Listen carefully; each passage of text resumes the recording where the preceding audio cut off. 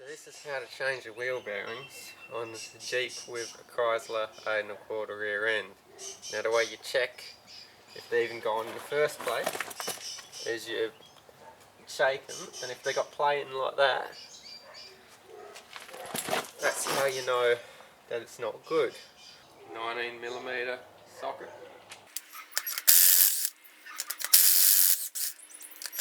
That one's a 21 because that one come off a Falcon.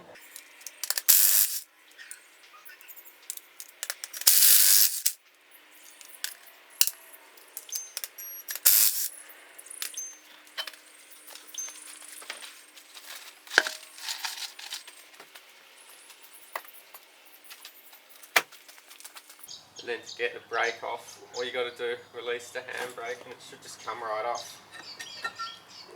Oh, she's shit in there, and you can see it's filled with diff oil. That's because my seal has blown. That's how much play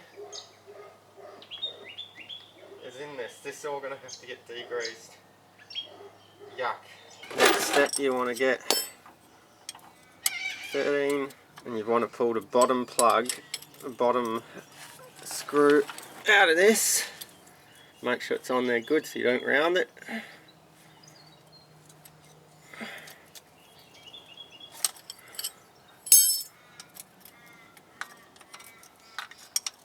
We'll drain all of the shit out of this.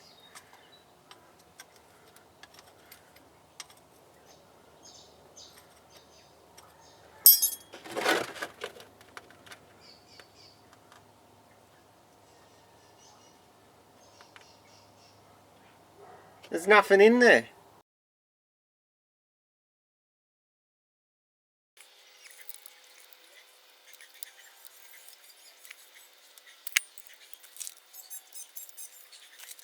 Okay, let's see what condition it's in. This fluid's about 2 years old because that was the last time I changed it.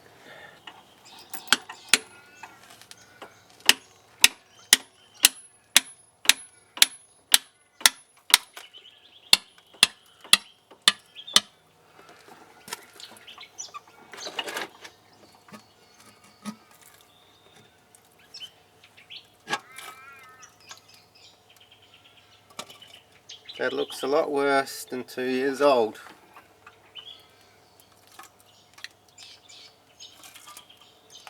Tasty. See if there's any metal in there. Yuck! There is metal in there. It's the inside of the diff. Looks like Chrysler 8 1/4.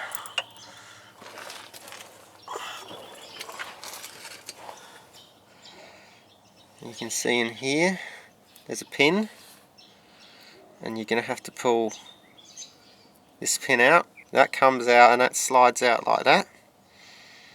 Then you pull the axle shaft out the whole way. So you pull this 8mm bolt out.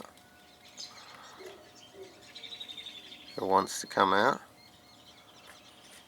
It's like this long pin thing.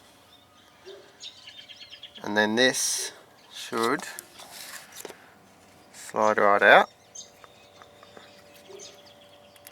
Like that.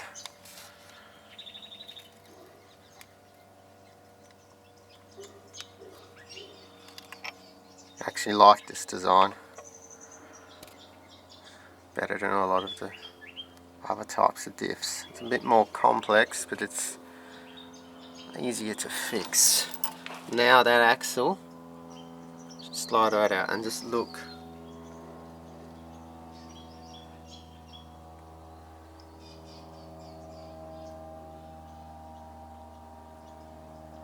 On that metal. So now this axle should just slide right out, like so. Yuck.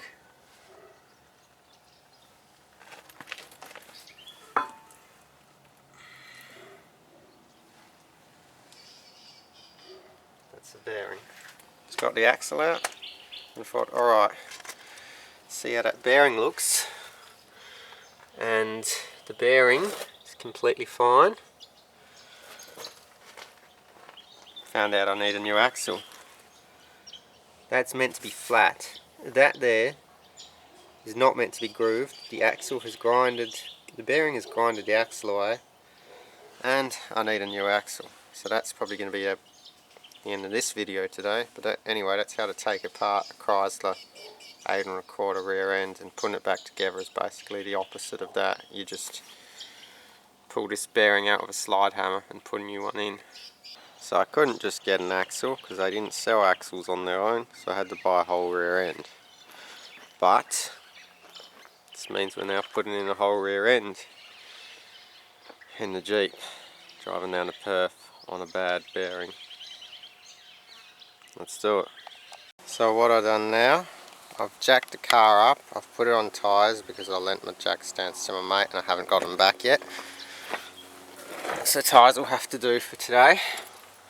I've already pulled out the shocks on both sides. They're pretty easy, 15mm at the top and a 15 and an 18mm bolt at the bottom there, and they just come right out, which is good. Pulled the drums back off. Unfortunately, the car sitting on stands sits lower than the car sitting on wheels, so I can't get my jack out, so I'm going to have to get another jack to jack that axle up to get that jack out, and then hopefully I'll have enough room. Next step is to take off these 8mm bolts on the tail shaft. Amazingly, they're not seized up, which is really good. Make sure the car is in gear when you're doing this, because if it's in neutral, this is just going to spin when you loosen them.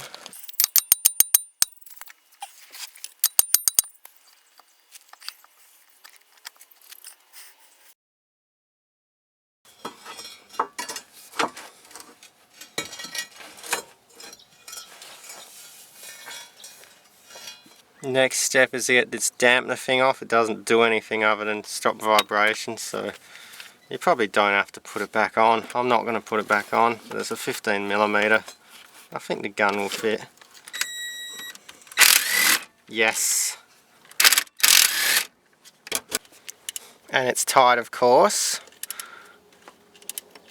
There goes that piece of crap that you don't need. Now there are three, I think they're 19mm bolts. You can either take these out or you can take the one on the side. It's probably a better idea to take the one on the side. So I'm going to attempt that one first, this one here. If that doesn't work, I'm going to take these out. Next thing is you get a 12mm, and this line here, you've got to undo that barb, which goes to here, and then after you've got, that's where it goes, and then after you do that you pull out the 10mm that sits in there. If you've got one of these pipe spanners, it's definitely recommended using that. Otherwise a normal one will work too, but if you've got one of these, use it. Next step, you unplug that sensor line. There's two 10mm, one on each side for handbrake cables. You undo them, and then to get the handbrake cables out, they actually run into the body. So what you got to do, you got to pull out your center console, which is extremely annoying, but that's what I'm going to do next.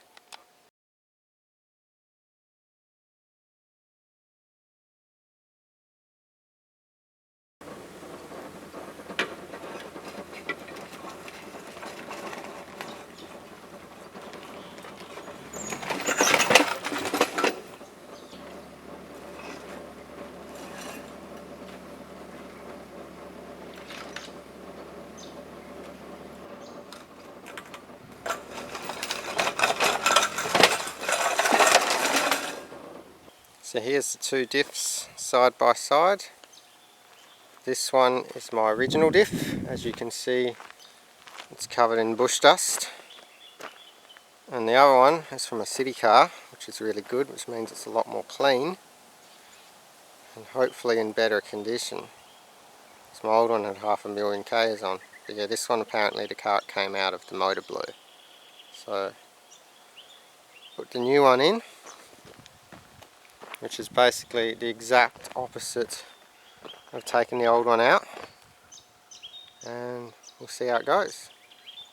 I'll probably use all the brakes off the new diff because they appear to be in better condition than the brakes in my old diff. So there it is, all back together with the new diff. I put XJ wheels on the back. I'm going to try to put them on the front. They don't fit normally, but I'm going to try with a spacer and see if I can fit the XJ wheel with a spacer on the front. Otherwise they'll just be on the back because they got good tyres on. But that's the new diff. All in there. The only thing I had to do, which I didn't have to do taking out, was I had to bleed the brakes, which was easy enough. And I also had to modify the handbrake because this one seemed to be slightly different to the one that came out of it. So I had to cut a new notch with an angle grinder in the handbrake mechanism. But yeah, it's a new diff, all good to go. It's got new fluid in it, so it should be all good.